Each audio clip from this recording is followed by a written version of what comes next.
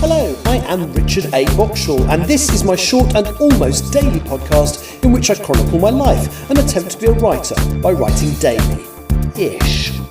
You're listening to the diary of a wannabe writer, Season 3. Hello, today is Monday the 22nd of June 2026. Welcome to the show. You almost didn't get a podcast today. I just looked at the clock and realised, oh my god, I haven't done one. I haven't done much to talk about today, so there's kind of no point. Well, I mean, I've got to waffle on for 6 minutes, but so we did the flight, and it was actually not bad. It came in at just about 12 hours 50, which, given the block time, is an hour longer than that. But obviously the weather worked in our favour, so that was pretty good. It's still a lot longer than it would have been in the days when we were allowed to go through Russian airspace, but yeah, it wasn't too bad. I was working in first, and it was all right, and had a break, got about just 3.5 hours or so in the bunks, which was all right. And then then what did we do? Then we landed.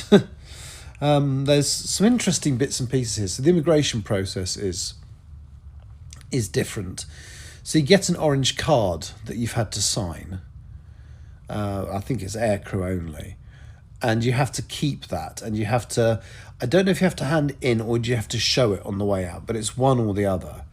But there's a note that says basically, if we lose the card, the captain has to write a formal letter of apology to, I can't remember what it said it was it the emperor or something like that? So we mustn't lose our orange cards, which is that's quite funny. Quite a lot of pain after the flight. It was a long flight, and actually it wasn't too bad. It was the long walk at the airport at the other end at Haneda Airport. Haneda? Somebody told me it's pronounced Haneda, and I don't know which is the correct one. Anyway, everybody else pronounces it Haneda. So, anyway, we got there, long walk through from the airplane and then to the bus. And actually, it wasn't that long a transfer to the hotel, not like I expected. So, we're not in the centre. I'm not allowed to say where we are, but we're not in the centre. But yeah, and I got to the hotel and I was very, very tired because it was something like 5 a.m. UK time. So yeah, I went to bed. The room in the hotel, I can't really say all that kind of stuff. We're not really allowed to talk about the hotel rooms and stuff. So I won't. So I got to the hotel, and yeah, there were people doing stuff that day. They were literally meeting up in an hour. Now, by the time I got to my hotel room, I'd been awake for about 21 hours. There was absolutely no way I was going to do something, even without, the pain in my hip. There's no way I was going to go out and do stuff. And I decided basically to have a lazy day. I slept a lot. I watched a bit of telly, obviously, because we had quite a major news development whilst we're in the air. I seem to always be in the air when prime ministers resign. I mean, not always. I mean, I couldn't track them all, but I know I was in the air when Cameron resigned. Obviously, now Starmer. I have to track the others, see where I was when the announcements came out. But so I watched a little bit of news and the coverage. Because obviously I'm in Japan, but you can get some of the world news channels, and they do put the BBC World News channel out. And of course, that's basically the same as BBC News, the channel we get at home. There's very little difference in it now, I think. I think they've pretty much the same output, which save money, I guess. And they were following. So Andy Burnham came to London after winning the by-election because he said he's going to bid to be the next prime. He is going to be the next prime minister, let's face it. But it was interesting the way the media was treating him like he already is. So they literally, he got off the train and they had cameras at the station. They had cameras on the bloody train for him to get off the train at Euston.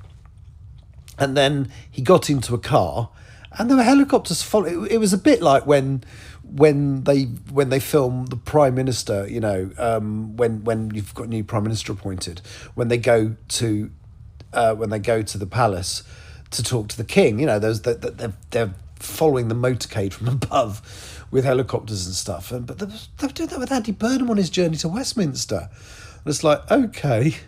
And one thing I did laugh, I don't know if it's true, I saw a video when he was actually, because obviously as a new MP he had to sign in, somebody yelled out, "He's not the Messiah." And he seemed to say he's a very naughty boy, so he actually did the Monty Python quote. I hope that's true. How do I feel about it? I think Keir Starmer is actually going to be remembered as a decent Prime Minister down the line. I mean, there's a lot of crap with Mandelson, and the fact that he's not very good at public speaking. He always looks a bit kind of, I don't know what the word for it is, not nervous, but it always seems a bit forced. But then the same was with John Major, and I said John Major was a Prime Minister for a lot longer than Starmer, but I have a funny feeling they're both, well, Major is now remembered as a Prime Minister that actually achieved a huge amount, even though he wasn't that popular and wasn't a great speaker. And I think, to be honest with you, Starmer is going to be remembered the same. And I think it's a shame that you know, we've got our, somebody said it was the 7th Prime Minister in 10 years. I mean, when I was a kid, Prime Minister lasted 10 years. You know, when I was a kid, it was Thatcher. And Thatcher, I think, was in for 11 years. And she was followed by Major, who lasted for 5 and 6. And then followed by Tony Blair, who did another 10. So for large periods of my life, we had an awful lot of stability with Prime Ministers. And then suddenly it's gone, you know, I can't even remember them all now. David Cameron. Who was the one after David Cameron? That woman. Yeah. Oh, she was actually not too bad either. Yeah, anyway. I thought her intention, I didn't necessarily agree with the policies, but I thought, Theresa May, I didn't think her intentions, she was trying to do a noble thing, she just failed. Did she come in after Boris Johnson? Oh, I can't remember what order the assholes were. Anyway, I'm waffling now. I need to get this edited in 22 minutes, otherwise it's going to come out on the wrong day. I'm going to try and do something in Tokyo. In what for me is today, what for you is tomorrow. So we shall see how that goes. But I'm not going to go mad. If I end up having a lazy one, I'll have a lazy one. Anyway, thank you for listening. Take care. Bye-bye. You have been listening to The Diary of a Wannabe Writer, presented by me, Richard A. Boxall.